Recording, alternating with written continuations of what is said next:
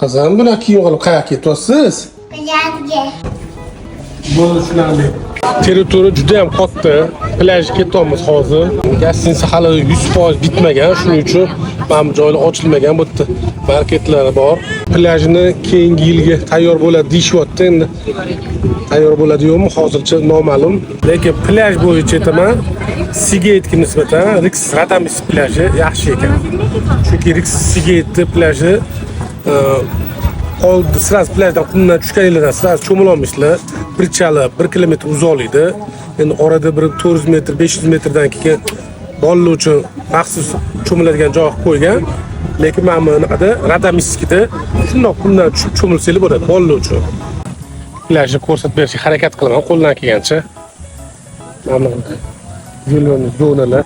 Mana bu zeleniylari hali unchalik zo'r o'sib qilmagan, lekin bunga ham baribir mehr berishyapti, ko'rib turibsizlar. Endi Rix Sigetga bu narsalar ancha zo'r, sababi u endi ancha yillik gostinitsa, 10 yildan oshiq shakli. Menimcha plyajlarni ko'rayotgan bo'lsak, Kamol aloqadaman, shu yerdaman, plyajamiz biz уже. Bolalarga o'ynashga ratsiya olib beruvdim. Mana shu joyda kerak bo'lyapti. Suku, snake'lar, har xil barojnilar. Hamma sharoit bor lekin meni fikrim menga Rix Siget ko'proq yoqdi. Endi akvaparki yo'q bolalarga, misol uchun unisini ham aytsa bo'ladi.